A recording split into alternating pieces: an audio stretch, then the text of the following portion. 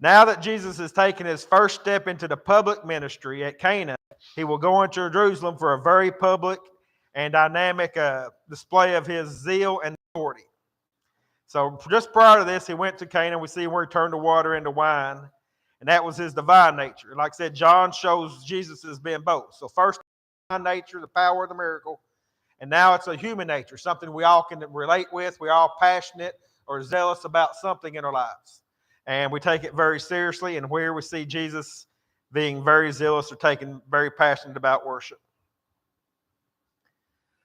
The Passover Jews was near, and Jesus went up to Capernaum. And he found in the temple those who were selling oxen and sheep and doves, and the money changers seated in their tables.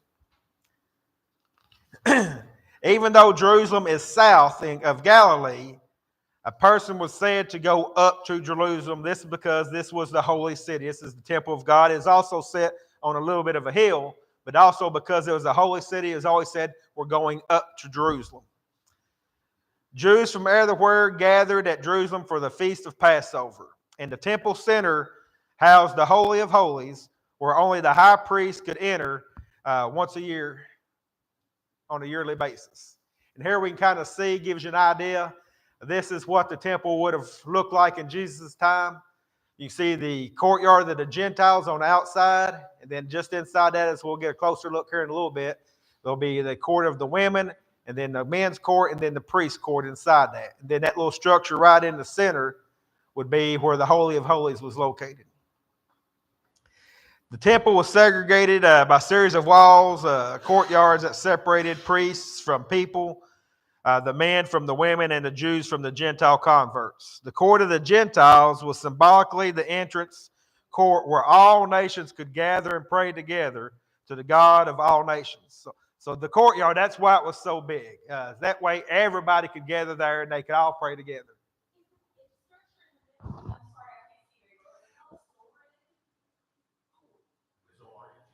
Yes. Yeah, I've got a closer up picture here in a little bit, but I guess it would help if I did this, wouldn't it? But we're going to have a closer look at it, and it's a zoomed in picture, and you should be able to see it better here in a little bit. But yes.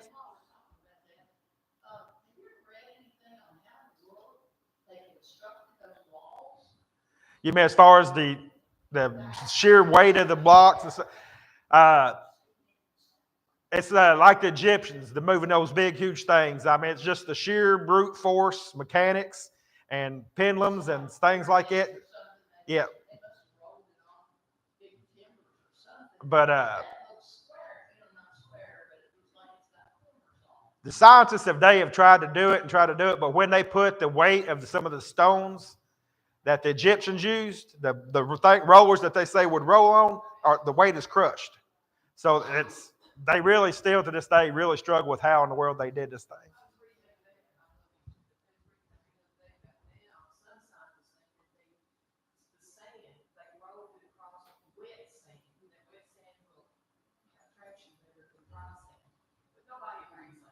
No. No.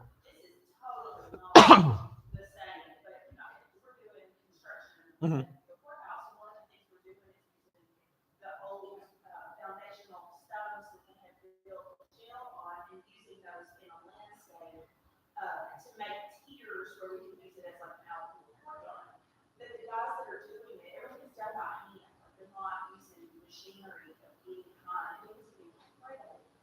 Those guys and not measure anything, but just make these beautiful rectangular structures. And all they're using is a plumb line. And they're building these up to this plumb line just by hand and chisel and hammer. It is a remarkable watch. And it's making how things were constructed, whatever. And even in just such a small format as what we've got. These guys are just picking up like a needle tape. I could start, but there's a couple guys that are just lifting these gigantic foundational blocks up onto, and then sizing it up and working it back down and chiseling more. It is remarkable to watch. But they're that small project versus this, it just blows my mind. And when you think, people like to paint Jesus sometimes as this little skinny, frail person. Jesus was not only a carpenter, but he was a stonemason. And so he picked these big stones. He was no pusher. He was no lightweight. So, yeah, Jesus knew what it was like to work hard labor. It always kind of made me that they allowed the Gentiles in there at all. You can't know it was out of court, but still, I'm surprised even though Gentile converts. If you weren't a convert and you stepped foot in the court of the Gentiles, that I talked about it earlier, and we're going to talk about again. That was the only legal reason a Jew could kill anybody. If a Gentile convert, even a Roman citizen, walked into the courtyard of the Jews and he wasn't a convert, killed. They didn't have to get permission for that. That was the only time. And that's why it's so big. Because like I said, that's where the men, the women, and the Gentiles, all three could gather out there and converse. That's why you'll see I'll get ahead of myself, but we'll see in a little bit why some of these things are too. The court of the Gentiles was the symbolic entrance where everybody could come together. It was the largest of all the courtyards and was separated from the courts where only Jewish people and priests could go. Here we see the porticos of Solomon. This is where Jesus taught when he was at the temple a lot of times. And from here you can see why. Anybody can see why you'd want to teach or preach or do anything in there or have meetings in there? Plenty of room. The acoustics, the shade. Don't have to worry about that hot, scorching sun. Of course, there's no air conditioner or nothing like that. The columns would allow a lot of ventilation to come through there. So it really was the ideal place to have a class or teach. And this is oftentimes where we see Jesus and the apostles having their classes. It also became a meeting place for early Christians. Someone go ahead and read Acts 3:22, and we're also going to look at 5:12. So, Jessica, if you would turn to Acts 3:22 and Melvina 5:12, and read those when you get there.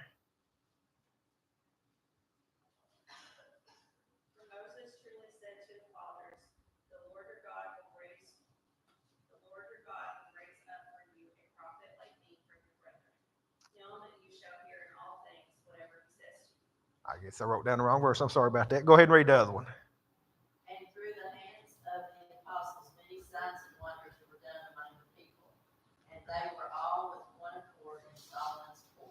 All right, so Solomon's porch. This is where the apostles were at. This is where they were teaching. This is where the people were amazed. Again, it's the ideal place for that. It's in the Gentile courtyard, so everybody, the Jewish men, the women, and the Gentiles could all gather and listen to them. And it just made for an ideal place. The south end of this is known as the royal porch of Herod.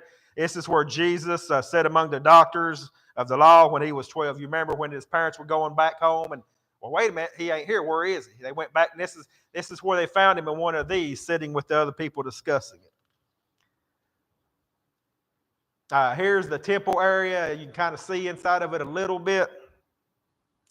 All the temple, the whole thing was considered holy, but the holiness increased as you approached the center of it more and more towards the Holy of Holies. So out here in this part, it would be the court of the women, then the men would be in here, and then the priest's court would be over here.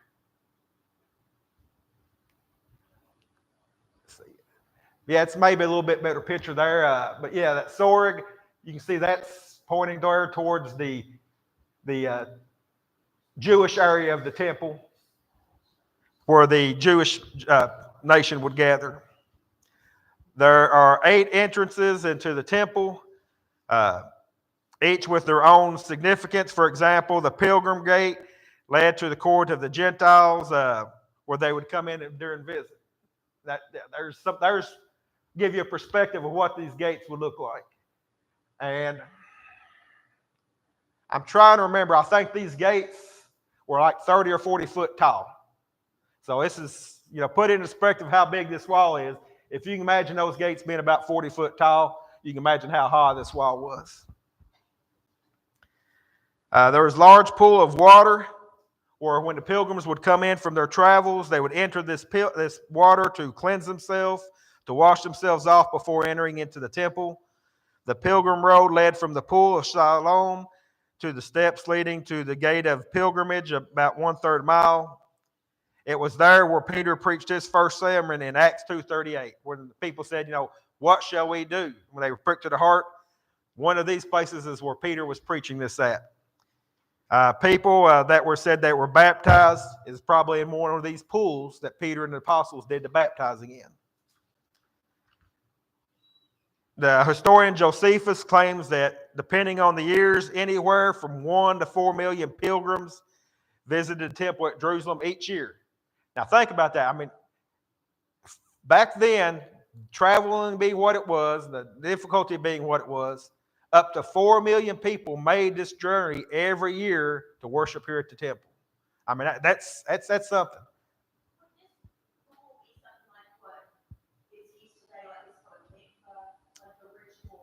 Washing and cleansing and stuff. Yes, mikvah. I think it's interesting too, what effort the people had to put forth during these times versus us today, and small things we complain about. Yeah. Effort is just amazing. People traveling months on horseback, camel, on foot, through the desert, and we can't even get people to come out if it's raining hard. I mean, it really shows you their dedication. And it's kind of neat too. Any ideas on how many people visit Jerusalem now each year? I thought this was pretty neat. 4 million. It hasn't changed. In Josephus' day, he says it's 4 million. Now the average travel to Jerusalem is 4 million. So it's kind of stayed the same, which is kind of just a neat little fact there. The Eastern Gate, or the Golden Gate, I don't know how well, you can see up here on the corner there, was the main entrance into the temple areas. It was the approach through the Mount of Olives and facing the Garden of Gethsemane across from the small Kindred Valley. Through this gate, Jesus entered on a donkey, as we talked about a couple weeks ago. And according to tradition, the Messiah was supposed to enter through this gate, as we see here in Zechariah. It said, "Rejoice greatly, O daughter of Zion. Shout in triumph, O daughter of Jerusalem. Behold, your king is coming to you. He is just and endowed with salvation, humbled and mounted on a donkey, even on a foal of a donkey." And Ezekiel also says the same thing, says the Messiah must pass through this gate. And he also says that after the Messiah passes through, the gate will be shut. It says, "Then he brought me back by the way of the outer gate of the sanctuary which faces to the east, and it was shut. The Lord said to me, this gate shall be shut. It shall not be opened, and no one shall enter it, for the Lord God of Israel has entered by it, therefore it shall be shut. And as for the prince, he shall sit in as prince and eat bread before the Lord. He shall enter the way of the porch of the gate, and shall go out by the same." So interestingly enough, when Israel was conquered later, the captors blocked up the eastern gate and planted a cemetery on one side of it of Gentiles, thinking that, okay, this Messiah, we ain't going to let him come. They didn't realize they'd already missed their chance. But this is also fulfilling God's prophecy. God says, after my Messiah comes, the gate will be shut and no one will go after it. And then you can see, this is a modern day picture. It is still like it's today. You can see where the gate has been blocked up, closed up, and you don't see the cemetery here, but there's a cemetery on the other side so that no Jew could cross it without becoming defiled or dirty. This part of Jerusalem is still to this day controlled by foreigners. The gate is still blocked. The cemetery is still there. And a mosque stands where the Holy of Holies was. And it all is because God's Messiah has already come and God fulfilled his prophecy. Here's a good picture, a kind of an aerial picture of the court of the women. Mm-hmm. It's probably a good thing that it is not there for the Holy Ghost, because it was symbolic of where God was, and that's not how we get to God. We don't get to God through the high priest or the Holy Ghost. We get to God through Jesus individually. So this is just this holier spot right here. That's all. But there will be people today preaching and teaching that you've got to go to Jerusalem, you've got to do this and this and this.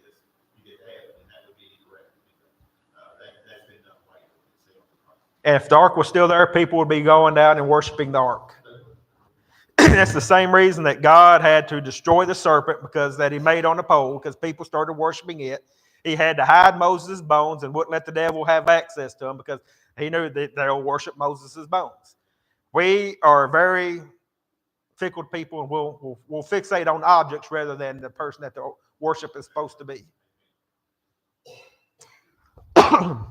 The women's court could not mix with the women could not mix with men in the temple area and had their own area, but could go no farther into the temple. It's in this court that the treasury or offertory boxes were there. They had 12 trumpet-shaped containers for voluntary offerings. Now, this was different than the tithing. You still had your tithes. You didn't put your tithes in these, but this is where you wanted to give extra money to the temple, make an offering or something like that. You would punt this money in there. And like I said, it was trumpet shaped. So when the Bible says sounding the trumpet, people really sling it real hard to draw attention to themselves. And this isn't in the Bible, but I think one of the reasons too that these boxes are in the women's court, one, the men would pass through there to get into the temple, but if you look at the giving spirit of the churches, or a lot of churches today, or even in Jesus' day, it's the women that are the heart of the churches. The one great example, he's sitting somewhere in here across from the treasury watching when he said he saw that widow put in those 2 pennies that she had. Jesus would have been sitting somewhere in here watching her put in this money. And he says she's given out of her faith, knowing and trusting in God that he would take care of that.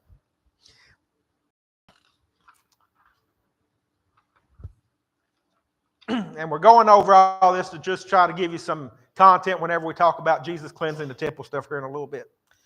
The court of Israel, that is where the place where the Jewish men gathered who would neither priests nor Levites. This is where the Jewish lay person gathered up. Lay person is just a fancy word for someone who's not ordained. Deacon, elder, minister, things of those people are people ordained. This is where the people who weren't ordained could gather. The court of priests, only priests could enter here in this area. This is the area where the burnt offerings or animal sacrifices were made. The altar on which they made these sacrifices was 45 feet long and 22 feet high. So you can just imagine one of the pictures we had, you can see steps leading up there. It had to be for them to get it. This is kind of, in my mind, I don't know these numbers exactly, but this would be kind of like stacking 2 school buses on top of each other and then sandwiching 4 high. So buses. And that just kind of really puts it into perspective. And it would have to be, when you think about it, 4 million people coming to Jerusalem to make sacrifices. You can imagine it'd have to be. And another picture, and we'll be looking at it again, but you'll see 4 little buildings in the priest's courtyard or the men's courtyard. One of these buildings was for firewood for the altar. One of them housed nothing but oil for making sacrifices and stuff too. So, yes. Yes. They burned. They would also, blood would spill down the altar, and there was a little trough made so that the blood would run down that trough and would go to a special pool. You remember where it says there once a year that the angel would stir the waters, and the first one to get into waters would be healed. This is one of the places where that blood would flow down in there. So, yeah. But here you see those 4 little buildings, and that's what I was talking about. One building housed nothing but firewood for the altar and for the sacrifice. Another one, nothing but oil for making offerings to God too. And the other 2 was where the Levites and the high priest would stay and work from. And you can see the altar there in the center right before that little gate. And like I said, that picture, it looks small, but just think about it. That is the size of 4 school buses. This little thing right here. And you can see the ramp leading up to it so that the priest would be able to take the sacrifices. You can see some firewood stacked there, and then the place where they actually would burn them and stuff. It was. Cells. 3 areas. The porch. This was an entranceway with a golden covered back wall where golden lamps hung. There were tables made of gold and marble that held the showbread. which was eaten by the priests as well as the used for a sacrifice. And this kind of gives you an idea of that a little bit. You can see the veil back there in the back. And again, that veil is about 6 inches thick. So there's no way other than God that's going to tear. I mean, you all seen Hulk Hogan rip his little pre-cut shirt off? Well, it's pre-cut because even though he's got those muscles, it'd be hard to do. It's hard to rip a shirt off. Just imagine ripping one off 6 inches thick. So there's no way other than a miracle that got torn. It's remarkable how they made it with the skill it took to make. How do you make something 6 inches thick fall? That's quite incredible. Yeah. To pick up and put on a rod and yeah. And just imagine before this, when they was in the tabernacle, having to do all that and take all that down every time you moved and stuff. So it was really an ordeal, and it was really, but people loved to do it. People wanted to serve. In the hall stood a golden altar, table, golden frankincense, and a golden lampstand. Priests offered incense here yearly. This was a once-in-a-lifetime chance. Someone go, well, no, we won't go there. It's quite a lengthy read. But when the angel called and John the Baptist's father, and he was making incense, this was his one time. It's a once-in-a-lifetime chance that you got to do this. That tells you how many priests this took, where he was making daily sacrifices, but you only get one chance a year. So that tells you there's at least once in a lifetime. There's hundreds and hundreds of priests. And if you notice too, all these things that God talks about in his temple, the golden lampstand, the golden table, the golden incense urn, all these things, gold, gold, gold. Ever ask yourself why? Why did God require gold? He knew how costly it was for people. Why do you think God wanted gold? It's the best. It was the best thing going at the time. God deserves our best. He deserves only our very best. When Moses asked the people to bring in stuff, to bring in this gold, this silver, this fine fabrics, he finally had to tell people, stop. Don't bring in no more. We've got all we can use and more besides. But people said, this is my God. This is my chance to give.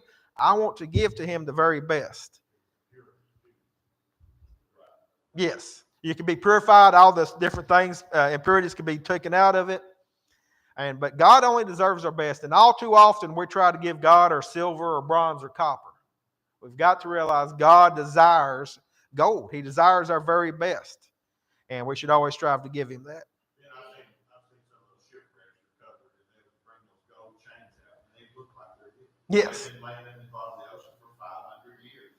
And it's gold. It's pure gold. And it's, wow. They can't believe it themselves. So they're discovering it. Yes. Was gold easily accessible or No. No, it had to be mined, except now we've got all this fancy mining equipment. They didn't have that. They had pickaxes and chisels, and they had to dig down with them to do the mines and stuff. So no, it wasn't easily accessible at all. And you can imagine we have all these mining collapses now. Just imagine how many they had back then. So it was very dangerous and very costly, gold was.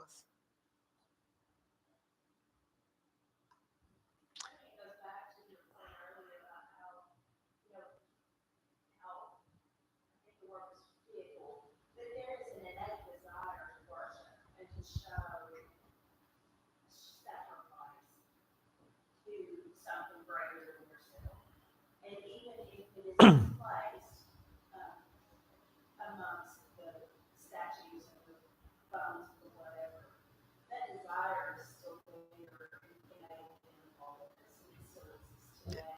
Even it's still displaced. I always think about David. Mine always goes back to David when somebody tried to give him the threshing floor and give him the ox, and I always think, he said, no, it's got to cost me something. It's got to mean something to me, or it's worthless religion. And I think, that's exactly what it is today. We all have that desire to want to give back to God.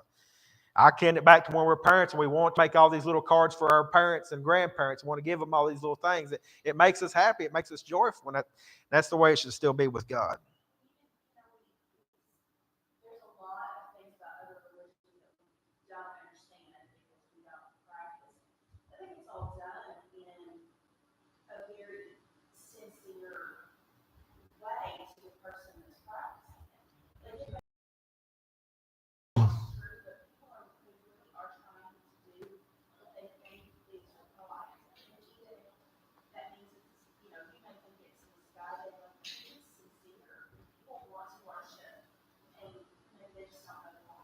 Yeah. They want to be part of something bigger and greater than they are. I believe without a doubt that proves that we are made in the image of God. Because nothing else does that. Horses don't do that. Cattle don't do that. Elephants don't do that. Mankind, wherever you go in the world, they will worship something. And because they understand, like Mary said, there's a desire, and a desire put in them since the world began that you will worship. Yeah. Now, you get misguided lots of times for different reasons. There still will be a desire. And I think that proves that we are all made in the image of God. And God said he put that there in all of man. During Jesus' time, this Holy of Holies would have been empty. It would have had no furnishings. But originally, it contained the covenant, the 10 Commandments, a jar of manna, Aaron's rod. Of course, the jar of manna would have been a jar that they gathered up when God was feeding them in the desert that lasted hundreds of years. Aaron's rod that continued to bud, even though it was cut apart and kept budding and kept budding. All these things was kept in there to help them with their faith, to give them that extra belief that God is real. Because these people, all these 100 years later, they wouldn't have been there when Egypt. They wouldn't have been there to see Aaron's rod bud. But they can show them here, yes, it was, and we still got it with us to this day. But these things appeared when Babylon destroyed Solomon's original temple in 580 BC. And the Ark of the Covenant has not been seen since. There's a lot of speculation about where it's at. There's still a sect in Ethiopia who claims to have it. And lots of people die each year from trying to sneak in there and seeing it or trying to take it or whatever. And it's guarded by armed guards, and they will shoot you. They will shoot you if you even get close to it. But we don't know what's there. It may be in heaven for all we know, and it really doesn't matter. I believe it existed. I believe God's got it hidden so that we don't worship it, but it disappeared, and so the Jews had to take it on faith. Whenever they would go in there, these things wasn't there anymore. If you were to become a Jew, you could still not access the temple as a Gentile. You were restricted to the court of the Gentiles only. To violate this would be possible by death. We talked about that earlier. In Acts, someone go to Acts 21 and read for us verses 27 through 32. Acts 21, verses 27 through 32.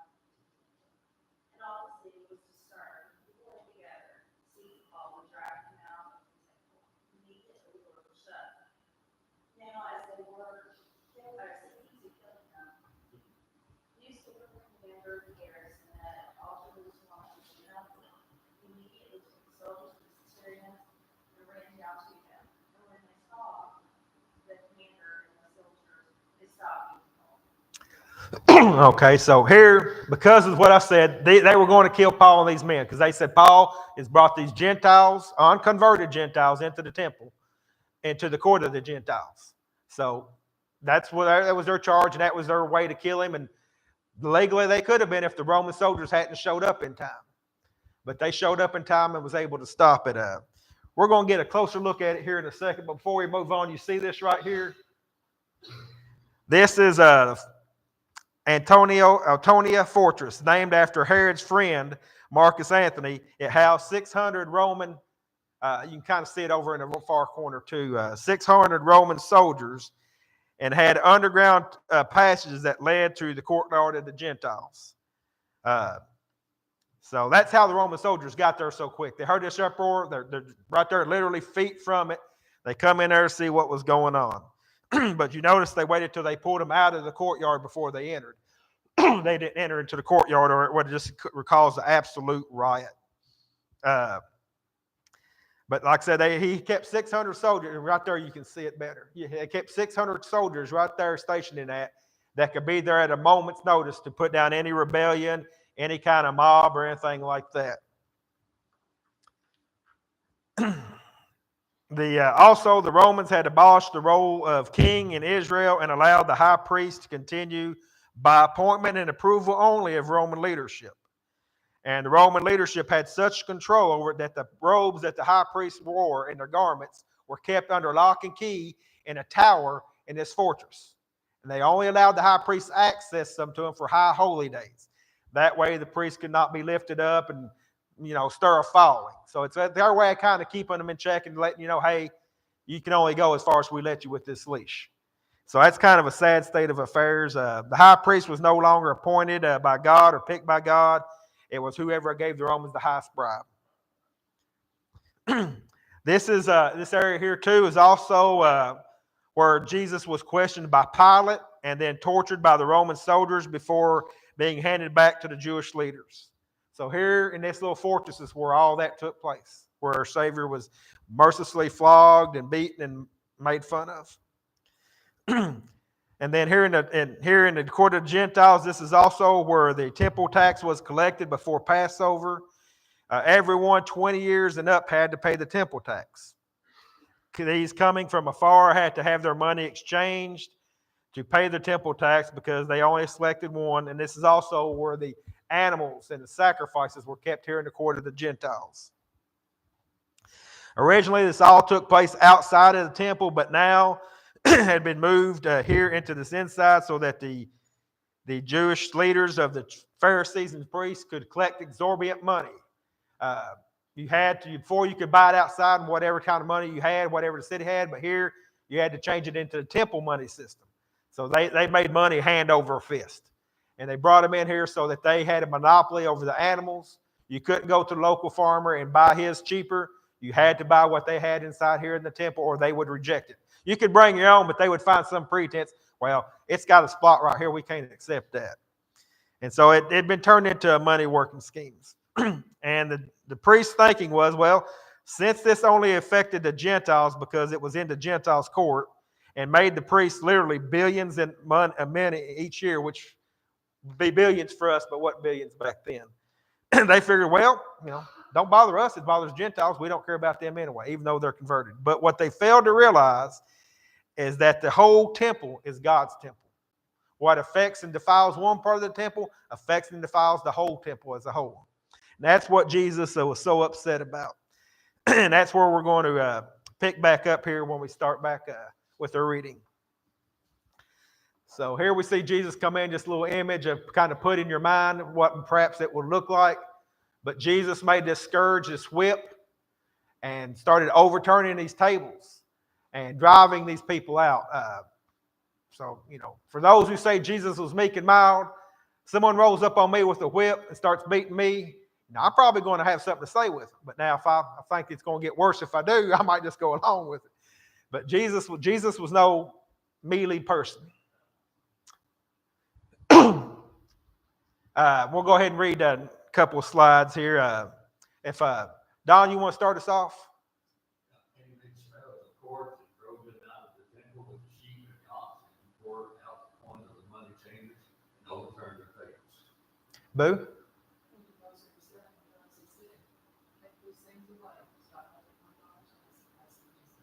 And Maria.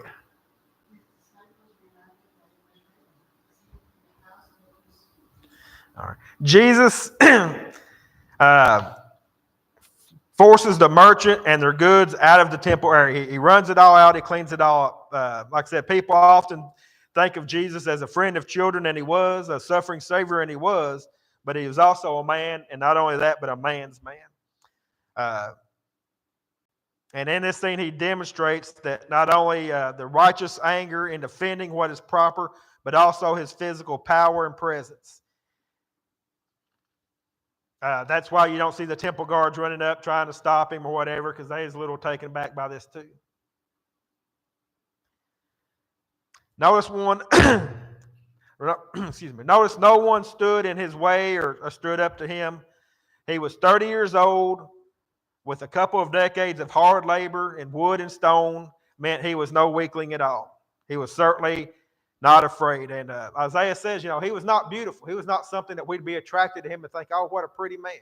He says, no, he was something like we would hide our face in the alley, someone who maybe you would want to step on the other side of the street with.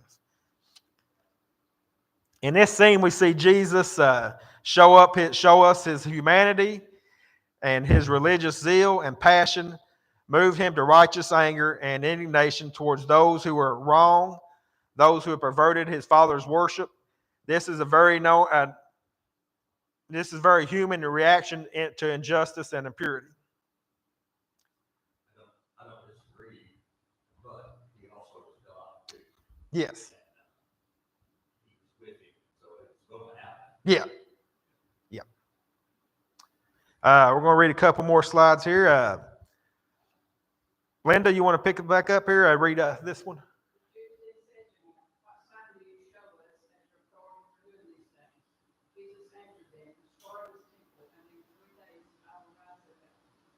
Lucille? It took 46 years to build this temple, and you raised it up in 3 days. And he was speaking on the temple of his body. And Lynette. So when he was raised from the dead and his disciples, remember that he said this: they believed the scripture and the word of Jesus and Father. All right, the Jews had established essential customs in their religion lives with this disclaimer, that is, until Elijah comes or until Elijah comes. They believed that because they did these things without God's authority, that when Elijah come to prepare the way of the Messiah, the forerunner, he would either confirm or change their religious customs that they had established on their own accord without God's say-so. So that's why they come to Jesus saying, are you him? If you're Elijah, then okay, then you have the right to do this because it says, till you come. So if this is wrong, now you're going to set this thing straight. So they're going and asking him basically, are you Elijah, when they ask him what authority you have to do this. Jesus, knowing their hearts that they really don't want to believe in him, for people who don't want to believe, no amount of proof would ever do. They will always be unbelievers. You can't convince someone who doesn't want to believe. So Jesus reveals, though in a veiled manner, that the sign that will furnish undeniable proof of his identity, however, in the end, it will also be the proof that will convict them of their disbelief. That is, he will ultimately die because of their rejection and disbelief. His resurrection will not only become the proof of his legitimate claim as the Messiah, but it also will be the proof that their unbelief was wrong.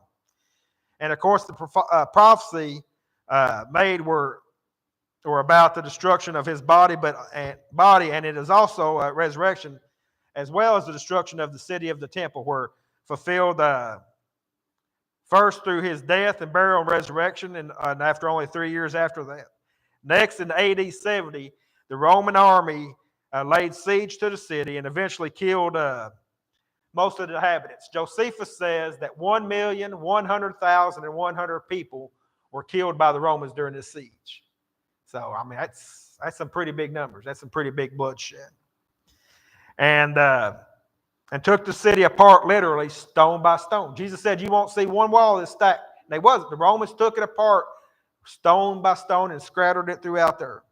If you travel to the city to this day, you can still see the huge stones in the rubble at the base of the walls built by the Crusaders, and the very stones that the Romans took apart in the first century. So when the Crusaders took Jerusalem back, these stones were still laying there at the Romans and scattered. They used these to kind of build a little wall protection from the Muslims as they were fighting to defend the city. The Romans burned what they could, burned all the wood. They carried off what was precious to them, the metal, the clothing, disassembled the walls in the temple of the holy city. They destroyed the genealogical records, in the temple by which the Jews could trace their original tribes. Why would this matter? Why do you think the Romans would do that? Well, if you don't have genealogical records and you can't trace your family, there's no way to prove whose land belonged to who. Because God assigned certain lands to certain tribes, and if you was a member of that tribe, you had these lands. By doing that, no one had any claim to the lands whatsoever. And also, for the high priests, if you couldn't trace your family back to Levites, you couldn't be a priest. And so by doing this, the Romans did away with the priest system whatsoever. No one could legitimately claim to be a priest in Jewish religion from this day forward, because no one had the records to prove it. So by rejecting God and this, God says, no, we're not going to have this. You're not even going to pretend to be temple.